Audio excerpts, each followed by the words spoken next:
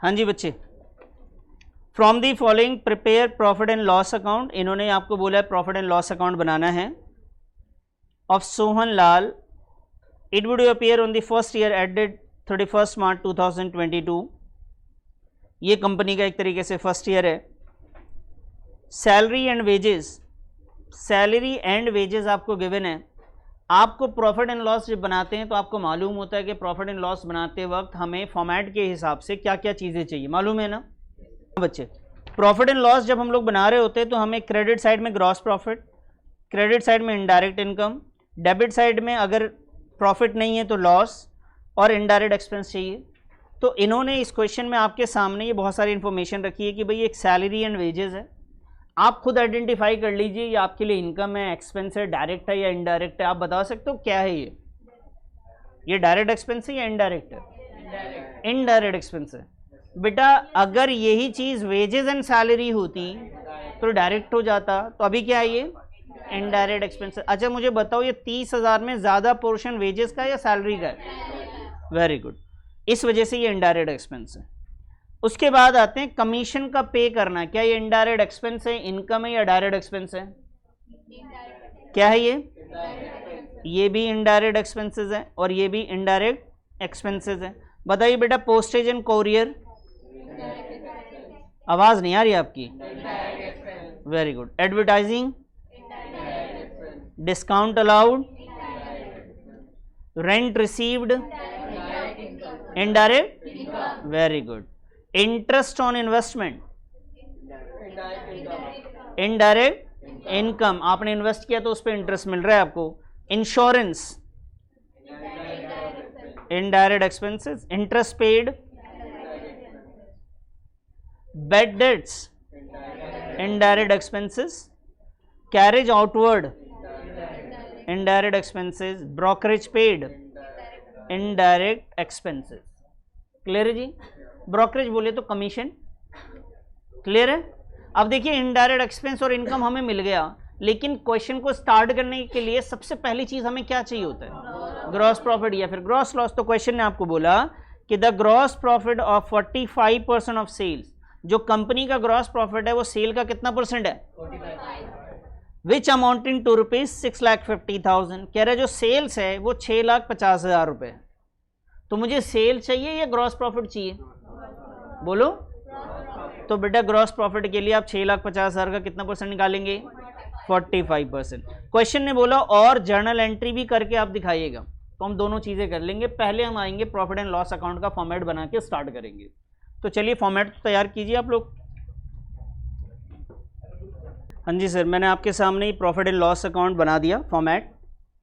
सबसे पहले क्वेश्चन में गिवन है सैलरी एंड वेजेस, लेकिन इससे पहले मुझे ग्रॉस प्रॉफिट और ग्रॉस लॉस लिखना है। क्वेश्चन ने बोला है 45% ऑफ ग्रॉस प्रॉफिट है, तो ग्रॉस प्रॉफिट को मुझे किस साइड लिखना होता है? Credit side. तो मैं यहाँ लिख रहा हूँ बेटा ग्रॉस प्रॉफिट अकाउंट, ऐसे लिख सकते हैं, या ग्रॉस प्रॉफिट भी लिख दीजिए। अब आते हैं जी, सबसे पहले ग्रॉस प्रॉफिट के लिए इन्होंने बोला है कि जो सेल्स है, हमारा सेल है बेटा इनका 6,50,000, इसका 45%,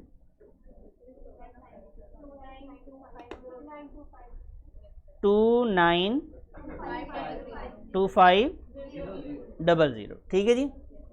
चलिए अब मेरे साथ ध्यान दीजिएगा। पहला बताइए, पहला ट्रांजैक्शन में सबसे पहला आइटम कौन सा लिखा हुआ है ट्रायल बैलेंस में? Salary and wages. तो बेटा सैलरी एंड वेजेस को हम डेबिट साइड लिखेंगे क्योंकि ये डायरेक्ट एक्सपेंसेस नहीं इनडायरेक्ट एक्सपेंसेस है। साथ साथ में लिखते चलेंगे आप भी। 30,000। उसके बाद है बेटा commission paid,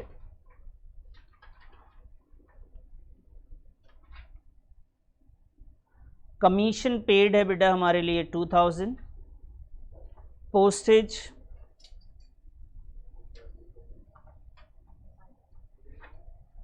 postage and courier, ये भी इनडायरेक्ट एक्सपेंसेस है 1,500। इंश्योरेंस,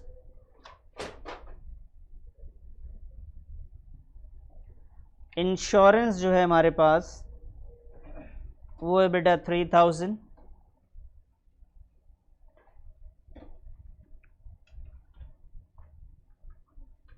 और इंश्योरेंस के बाद है इंटरेस्ट पेड,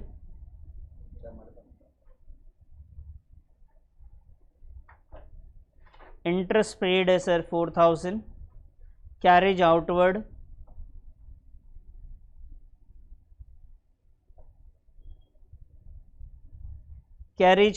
है सर 5000, एडवर्टाइजिंग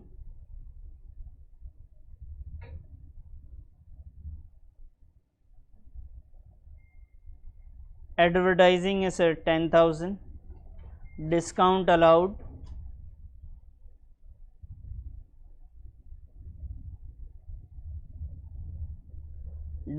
अलाउड है सर 1,80,000 नहीं 18,000 ओनली। रेंट रिसीव हमारा इनकम है तो क्रेडिट साइड लिख देंगे,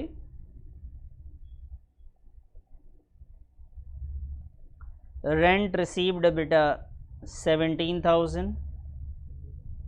इंटरेस्ट और इन्वेस्टमेंट ये भी इनकम है हमारे लिए,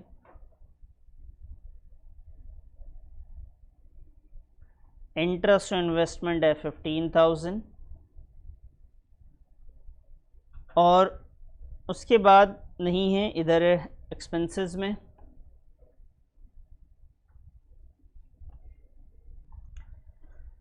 हाँ जी, उसके बाद है बैड डेट्स की वैल्यू है बेटा 9,000, ब्रोकरेज पेड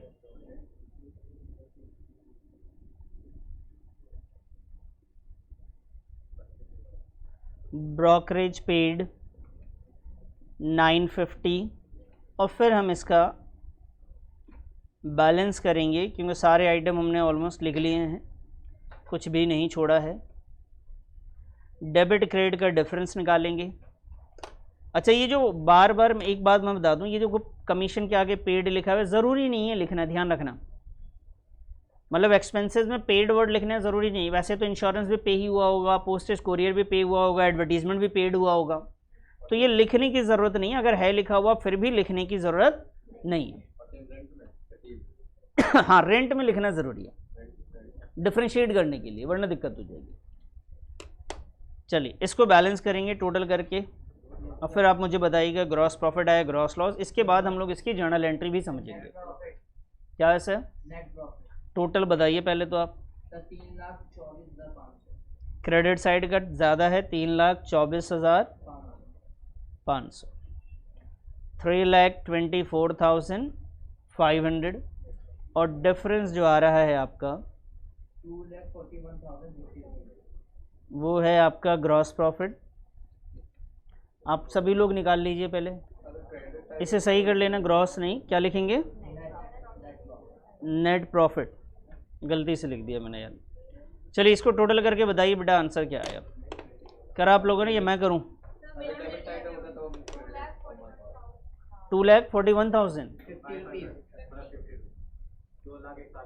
2,41,050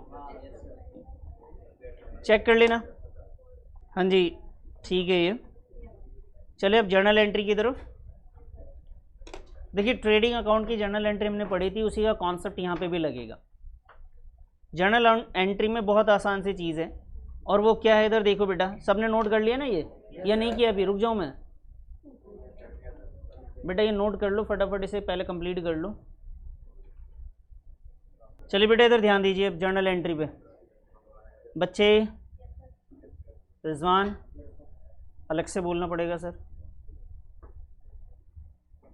तो जर्नल एंट्री में इस पूरे अकाउंट से अगर आप जर्नल एंट्री करते हैं तो जैसा मैंने आपको पहले भी सिखाया था कि अपोजिट करना होता है बस। कि आपसे अगर मैं सैलरी एंड वेजेस का पूछूं तो आप बता सकते हैं सैलरी एंड वेजेस किस अकाउंट में लिखा हुआ है? अभी प्रॉफिट एंड लॉस अकाउंट में कौन सी साइड है? ये डेबिट साइड। तो इसकी जर्नल एंट्री क्या होगी? Profit and loss account debit to salary and wages account. मतलब प्रॉफिट एंड लॉस अकाउंट को आपको डेबिट करना है to salary and wages account. इसमें बताइए profit and loss account debit to. आज ये एंट्रीज के बारे में मैंने वहां पे ट्रेडिंग अकाउंट में 2 टाइप से होती हैं, प्रोसेस बता दिया था आपको। अभी आप डायरेक्ट समझ लीजिए इसको बस। तो एंट्रीज की अगर बात करें तो इस पूरी जर्नल एंट्री ऐसी कितनी सारी एंट्रीज हो जाएंगी, तो उसका तरीका क्या है, एक तो आपको ग्रॉस प्रॉफिट की एक एंट्री करनी है, और एक्सपेंसेस में जितने भी ये एक्सपेंसेस हैं सारे एक्सपेंसेस का एक जर्नल एंट्री करना है, यानी profit and loss account debit to salary account, to commission account, to postage, to insurance, to interest, to carriage, सबको टू में लिख देना है। तो एक किस चीज़ की एंट्री होगी सर, दूसरा बताइए एक्सपेंसेस के हो गए, तीसरा जो है वो आपको इनकम की करनी है, थर्ड एंट्री। अब फोर्थ एंट्री लास्ट में हम किसकी करेंगे, नेट प्रॉफिट की करेंगे। समझ में आई, ये फोर्थ एंट्री। तो सबसे पहले मैं चाहूँगा ग्रॉस प्रॉफिट के बारे में कि आप ग्रॉस प्रॉफिट की एंट्री करेंगे। जर्नल एंट्री का पहले तो फॉर्मेट तैयार कीजिए आप, फिर मैं करवाता हूँ आपको एंट्रीज। तो फर्स्ट एंट्री में प्रॉफिट एंड लॉस अकाउंट के क्रेडिट साइड ग्रॉस प्रॉफिट जाएगा, लेकिन वो आया कहाँ से होगा, ट्रेडिंग अकाउंट से। तो बेटा हम लिखेंगे trading account debit to profit and loss account, और इसमें आप लिखेंगे being gross profit transfer to profit and loss account. ठीक है जी, वैल्यू आप लिख लीजिएगा देखकर। अब दूसरी एंट्री की बात करते हैं। तो प्रॉफिट एंड लॉस अकाउंट में जो भी एक्सपेंसेस रहे हैं उसकी एंट्री करनी है आपने। तो आप लिखेंगे बेटा profit and loss account debit to. तो टू में पहली चीज़ आएगी आपकी सैलरीज एंड वेजेस, उसके बाद क्या लिखा हुआ है बच्चे, कमीशन, उसके बाद है पोस्टेज एंड कोरियर, फिर है बेटा insurance,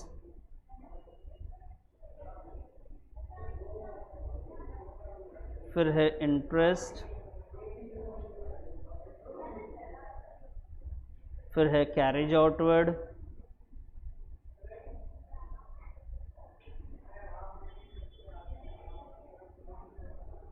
advertising,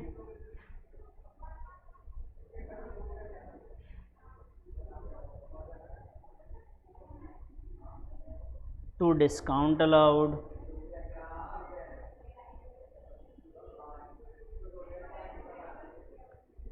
to bad dates,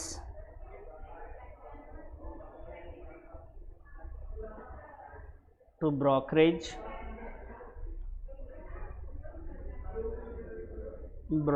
account. तो ये हो गया आपके एक्सपेंसेस को ट्रांसफ़र करने की एंट्री। आप लिख देंगे being expenses transfer to profit and loss account. और उसके बाद इनडायरेक्ट इनकम की। इनडायरेक्ट इनकम में आपके पास सिर्फ दो ही हैं, एक है बेटा रेंट रिसीव्ड अकाउंट डेबिट, और एक है आपके पास interest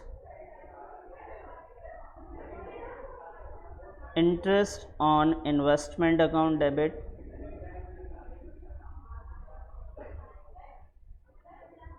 to profit and loss account. और फाइनली जो प्रॉफिट एंड लॉस से ट्रांसफ़र हो रहा है नेट प्रॉफिट, वो बैलेंस शीट में जाता है। और ध्यान रखना ये बैलेंस शीट में जाके कैपिटल अकाउंट में ऐड होता है। तो आप लिखेंगे profit and loss account debit to capital account. ये बात तब समझ में आएगी जब बैलेंस शीट में आप लिख देंगे। तो इस खैर इसकी वैल्यू वगैरह लिख लीजिए, और लास्ट में आप लिखेंगे being net profit transfer to capital account. ठीक है बेटा, बाकी सारी वैल्यूज़ आप खुद से कर लेंगे। चलिए।